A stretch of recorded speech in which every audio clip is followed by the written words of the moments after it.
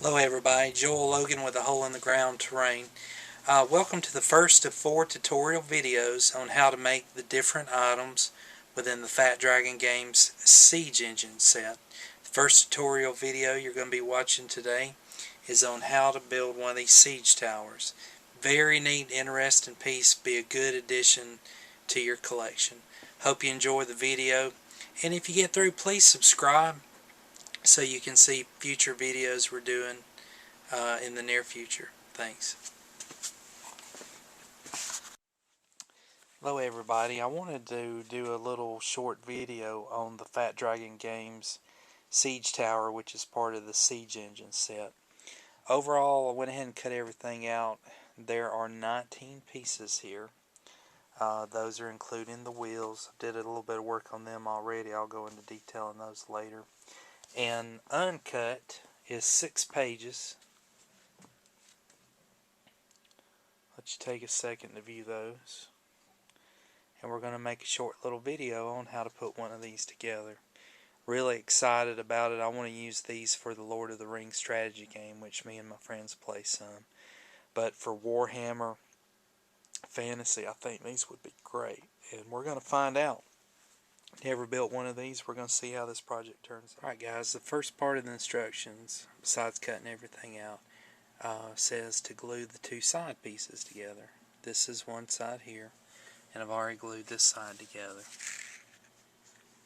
Of course, you're going to want to score out the bottom piece here. I've already done that. Got this one glued together. Going to glue the other side together, and then we'll go on. Alright, here's the 2 side pieces. Got some old Herstarts piece. Been working on holding it up. Those are glued together. And the next part of the instructions say to do the same for the front and the back of the towers. So I'm going to move on and do the front. Guys, notice on the front piece that I'm about to do, this area here with the red X in it. What you've got to do in any space like this on a Fat Dragon model is it has to be cut out. So what I'm going to do, I'm going to take my ruler here, and instead of using the dull side of my knife, I'm going to actually use the sharp side this time. And I'm going to score it, go around it, and then work on cutting this out and this piece out. And I'll show you what that looks like here in just a second. Right, nothing exciting here, but if you've never did one of these, just wanted you to see what I'm doing. And of course my hand may be in the way, but it's real important to use a ruler. When I first did my first models a few years ago, I tried to freehand it. And the thing about these files or prints, if they're not perfectly straight, they're going to look bad. You need clean, sharp lines, whether you're scoring or you're cutting any of this stuff, especially on pieces that fold or bend. If they're not good straight lines, the end result's going to look bad. And you learn your lesson, I mean, on the first few, but you have got to use a good straight edge ruler. There's just no way getting around that. You can take shortcuts and cheat all you want, but you can't beat a ruler. Okay, so I tried to bear down pretty hard with that. See how it's popping out? It may not be perfect, but in the end, that's what the markers are for when you go back and touch the model up. So you see that cut out pretty decent. Let's move on and do the next piece. These X-Acto knives, they're spelled with an X. I've seen them, I believe, at Walmart. They're fairly inexpensive.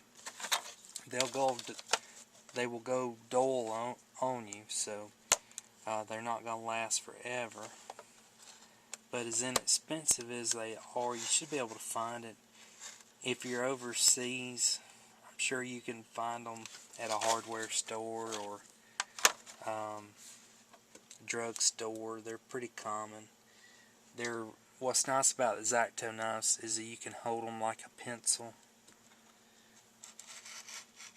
And you can get some pretty precise cuts with it. Now notice, like I said before, I'm bearing down pretty hard with these.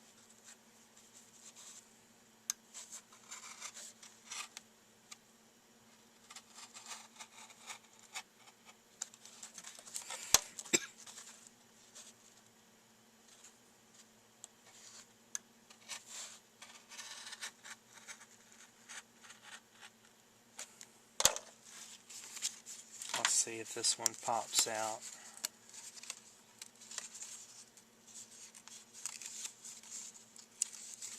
Alright, I'm going to glue these together and move on to the next step. Alright guys, the next part of the instructions, now that I've got the front glued on, is to glue the front to the two sides. Notice the front here is folded over. This area here is going to glue to this side. So I'm going to glue both sides on and then show you what that looks like. Alright, got all three sides glued together. Here's the front, two sides. About to go on to the next part. Alright guys, there's two pieces here that I've scored and folded. These are the interior floor pieces. You see they're both alike. Okay, the way the instructions tell me to do it is I'm going to put it the white side up. Notice the three areas inside here, and they have the little glue symbol. Fat Dragon Tom puts those on there to help clarify what you're supposed to do. So both of these pieces are going to fit in like here and glue so. I'm going to glue them on and then show you a video of what it looks like glued. One here and one here. Right? I've got the interior floor pieces glued in. As such, got everything lined up. Here's what our model's looking like so far. Headed on to the next step. Alright guys, the ramp is the next part of the instructions. There's two pieces. I've scored this one. The other one doesn't require it. Going to glue these together. Alright guys, the ramp here, the way this is designed is this glues in like this. And when it's raised up, it fits behind the model right here. Then when you want to lower it for your game, let's say you've come up to a castle wall, it'll come down like that. So I'm going to glue this in, and it's a tight fit, which is a good thing. Then here that's got the glue symbol, going to glue it down. Let's see. Alright guys, so got this glued in. Notice this is stays behind it. Then when you're ready to drop it, you just take it below. Here you go. Now the next part of the instructions, I believe, is to put a floor on this piece and the other. So let's take a look at that. Alright guys, the floors, the top pieces are glued in. Show you what this looks like. And we are on. Alright guys, I've got it flipped upside down. The next part is the bottom floor, and I've glued the first tab. This is going to glue on the bottom like this. Then the other piece of the floor here is going to be glued in as such. So about to get that glued on, and then I believe we'll move on to the ladders and then the wheels. Alright guys, the bottom floor is glued in. Next step is the ladders. Nothing special, just a flat rectangular piece. Score down the middle, glue. Gonna get those glued together and then we'll talk about it. Alright guys, the ladders are in. It's not clear in the instructions, but I'm pretty sure this is the way you would put them in. Stagger each one like this. Alright, and on to the wheels. Alright guys, let's talk about the wheels. The wheels on this one are the same as the battering ram too. Now, I've taken a different approach. The instructions say, let me see if I can find some of these. Cut a bunch of these out real thin and stack them up like that and make you some thick wheels. What I did is I cut out a circular piece out of 2-inch foam Mylar, and then zipped it through the bandsaw and made a bunch of these. Alright, I'm going to do a separate video on that, so be looking for that video soon. But in the meantime, these wheels are going to glue on. I said in the intro video there was only 4 wheels. There's actually 6 for this. So I'm going to be gluing on a total of 6 of these. I'm going to try to do some dry brushing and match up the colors. For now they're painted black. I'm going to do a little bit of painting on that and see how that goes. And I'll let you see the final model. Talk to you. Alright guys, first glance at the wheels. About to do some painting on those. Try to match up the texture of the wood. Anyway, here's an early first shot of the tower. We're going to do some more touch up to it. Got the ladders taken out. Of course we can put those back in.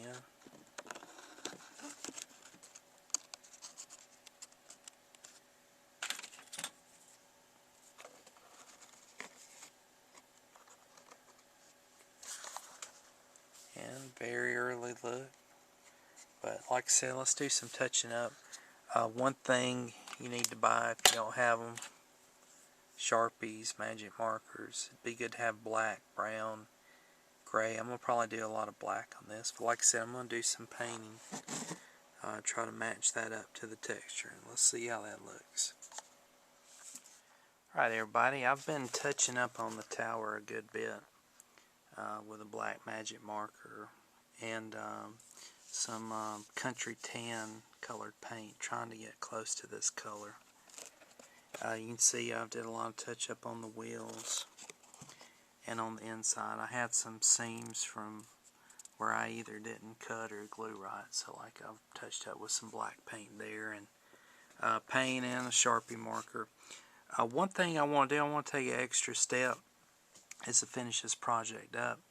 As you know, I do a lot of Hurst Arts pieces, and part of the Hurst Arts is the wood plank mold. So I've cast some pieces of wood and dry brushed them with a country tan color. And one thing I like to do, I want to make this sturdy up some of the floor. You see the floor here got a little bit wavy from the glue. And my idea, I'm going to try this out, is to put this here, glue it good with the hot glue gun, and try to stabilize these 3 floors.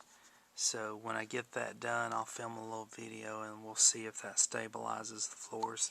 The other thing I want to do, the ladders, I wanted to put a little stopping point on here for the ladders that come up down so it don't slide forward. So I've made some little pieces for that I'm going to try out as well. So let's see guys, here is the final shot of the siege tower. I loaded it down with some of my Lord of the Ring orcs and Uruk-hai. I wanted to show you some of the slight modifications I did to the tower. Like I was saying earlier, I put some pieces from the Hurst Arts wood plank mold here. Notice 2 of them. And the reason for that is just to hold the ladders in place and make it a little bit easier to put them in. Of course, this is hard with one hand. But the point being, the ladder doesn't slide around and it stays in place. One thing I noticed is if you touched them, they would fall. Same up here. Got a piece of wood here and a piece behind it. Now one thing I did that I think helped strengthen the model a good bit, you can see here, put in some of the longer planks just to strengthen the model up a little bit. I mean, it's strong enough being 110 pound cardstock. See if I can get you a shot there. But I think as far as the stability of it, I also put another one down here as well. But I put a couple just to keep the model stable. And what I mean is just being kind of shifty. But it just helps strengthen it up a little bit. Optional, you don't have to do that. In fact, most of you probably don't have the Hurst Arts molds, but just one last extra touch. Don't plan on selling this, plan on keeping this one. I may sell some of these later down the road, but I want to keep this and I want it to last a long time. So I made it just a little more sturdier by adding that in. If you got any questions or comments, let me know. Hope you enjoyed this little tutorial video, and subscribe so you can see what else is going on. I plan on doing videos on the other pieces in the Siege set. I think this is going to be the first of 3 videos. Should be 2 more to come. Anyway, hope you enjoyed, and I'll be looking out for you. God bless.